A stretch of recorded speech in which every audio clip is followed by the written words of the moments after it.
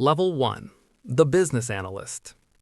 The acceptance rate is 1.1%. Harvard takes 4% of applicants. Goldman takes 4.5%. McKinsey takes 1.1%. You beat all of them.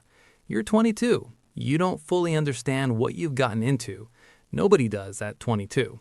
Your base salary is $112,000. The number looked different before you divided it by the hours. You'll work 64 hours a week. Do the math. Your true hourly rate is $35. The Starbucks barista near your hotel makes less. The gap is smaller than the offer letter implied. There is no training program. There's a desk, a laptop, and a deck that needs to be ready by 7 a.m. You fly out Monday morning. Every Monday morning. Client site Tuesday through Thursday. Back Thursday night if the project allows it. The project rarely allows it. You live in hotel rooms you never see in daylight. The Marriott on the 14th floor has a view. You know this because the check-in agent mentioned it. You have never looked out the window at a time when looking out windows makes sense. Your job is to build slides that distill a 300-page analysis into 3 bullet points a CEO will read in 4 minutes and either agree with or reject before the coffee arrives. Your name is not on the slides. Your name is on the expense report. There are 80 analysts in your starting cohort. By year 3, 80% of them will be gone. Up or out has been McKinsey's policy since 1951.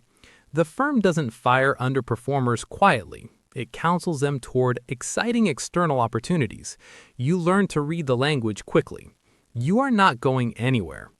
At the end of year 2, they tell you to stay. You call your father. He asks if you're happy. You say yes because happy isn't the right metric yet.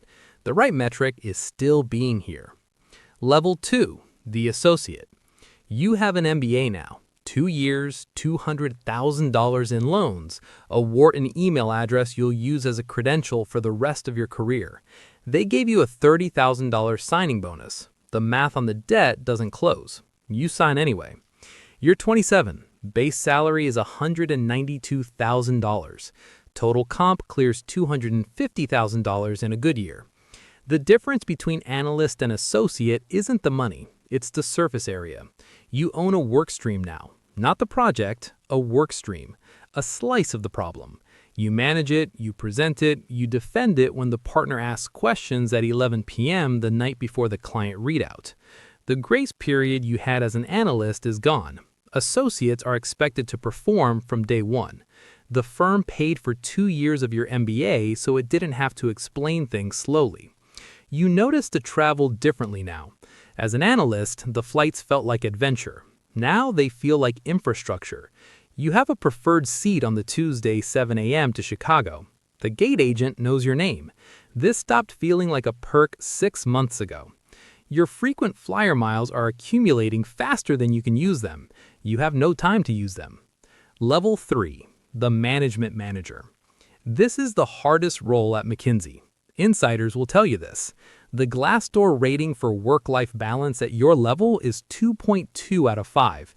You didn't read Glassdoor before you got here. You read it now at midnight on a Tuesday in a Dallas hotel room with a half-eaten room service plate on the desk.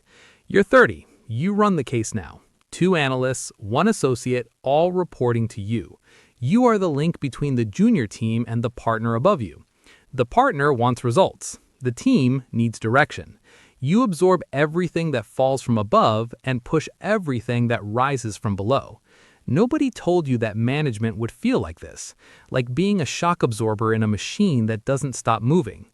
Projects run 8 to 12 weeks. You finish one, the next one starts before you've processed the last. You are always mid-project. You have been mid-project for 2 years. You start to understand something. The people who want to make partner, who have wanted it since their analyst days, some of them start to see what partner actually looks like up close and quietly change the plan. They don't announce it. They exit to industry, to private equity, to a VP role at a Fortune 500. They call it a choice. Some of it was a choice. You are not changing the plan. Level 4, the associate partner. The most dangerous level.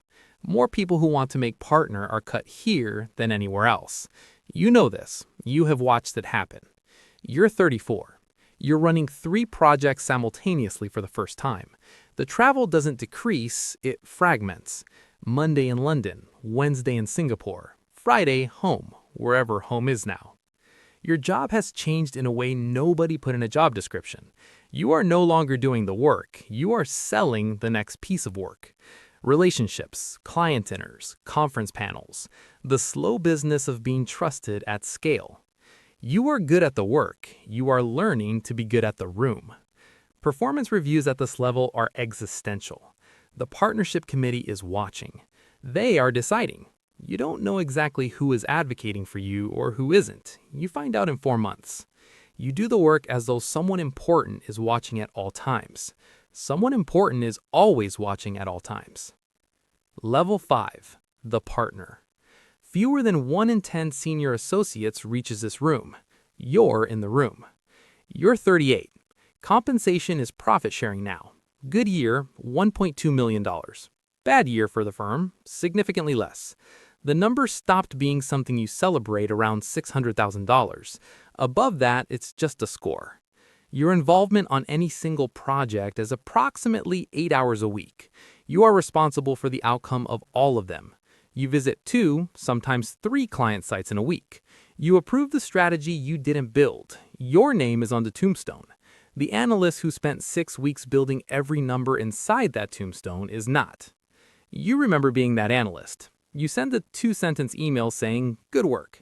It takes you 4 minutes to write it because you've forgotten how to say something that doesn't sound transactional.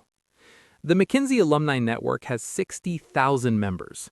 Nearly 1,000 of them are sitting CEOs or C-suite leaders.